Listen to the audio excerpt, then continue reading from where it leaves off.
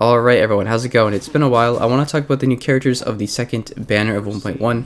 I know I'm a little late, but I want to go over Luocha and Yukong and go over their kits and how they work. So first will be Luocha, next video will be Yukong. I'm really excited because these are the first imaginary characters that we have, aside from the one imaginary character being Welt when the game released. So these are first new imaginary additions. So before we start, this is not a character build guide. If you want to see that, look elsewhere. I'm sure there's plenty of good resources for that. This is just a kit overview about what he does, how he works, and so forth. So first thing is that Luocha is a 5-star imaginary abundance character. He's a healer, a little bit different than the current healers as he scales off of his attack, which isn't weird at all, just the first healer to do that. Granted, he's one of few regarding healers in this game currently, but that is okay. So he's imaginary type, which is nice. And he's a healer, which is nice. Alright, so move over to his kit. Like usual, basic attack is not going to be anything special like most characters. Imaginary damage to single target. Alright, so Luocha's skill can be broken into 3 different parts. First, it'll heal the ally.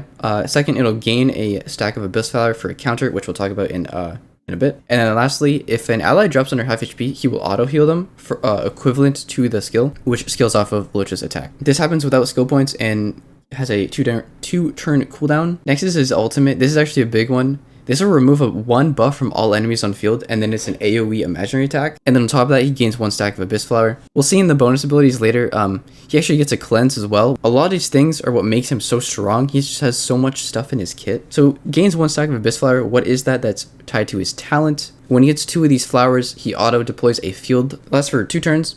Basically, when an ally is attacked inside the field, they auto heal. They heal back a percentage of Luocha's attack as HP. Takes 2 stacks, so it's effectively 2 rotations of Luocha's skill or ultimate, and then it'll last for 2 turns as well. Lastly, his technique just basically starts this field at the beginning of the fight instead of having to get those stacks first.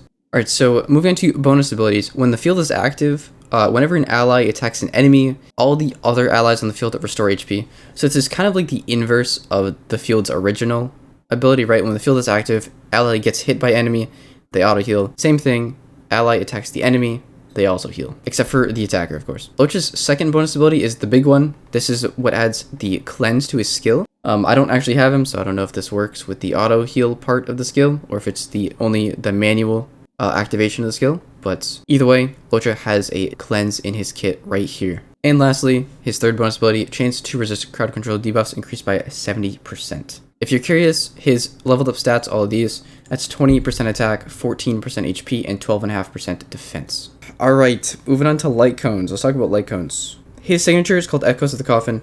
So this will do a couple of things for Luocha. It'll increase his attack by 24%, and then when he uses an attack, each different enemy that he hits, he'll regen 3 energy, maxing up, capping it 3 times. So that'll really only max out with his ultimate, which is AoE, versus his basic, which is single target, of course. When he uses ultimate, all allies gain 12 speed for 1 turn. So because he's the first so far to scale off attack, light cone options for him, kind of awkward, honestly, because he scales off attack. So we have a couple that don't really work for him, right? Like post-op, right? This increases outgoing healing of their ultimate. His ultimate doesn't heal, so you can count that one out. Shared feeling. This will increase his healing overall and regen 2 energy for allies, right? That works. Perfect timing is effect resistance, and then outgoing healing. The battle pass cone probably isn't going to work either too well because this also is max HP. Basically, if you don't have the signature cone, you're really stuck to like mostly energy. I guess mostly energy related. It's not like there's a whole lot of cones to begin with, right?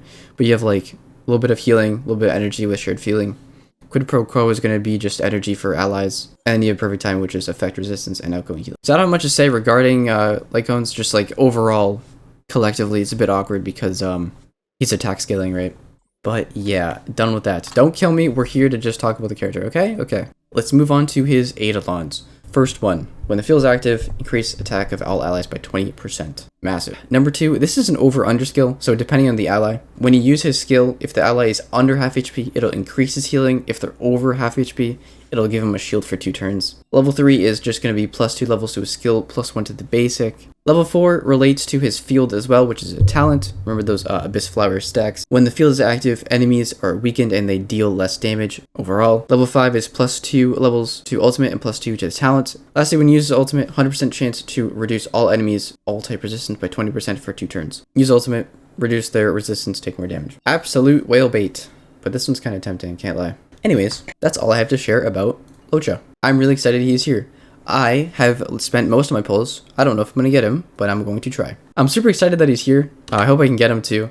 I've been waiting for him for a long time. I know a lot of other people have been. Side note, if you're curious what he was like previously, I'll have a video from the second closed beta linked below. Be easy on me when you watch that video. That's from over a year ago. But that shows how he was, and maybe if you're interested in how he's changed, you can check that out. And that will show the changes that they've made between CBT2 and making him playable here again. In official release, I know he was playable.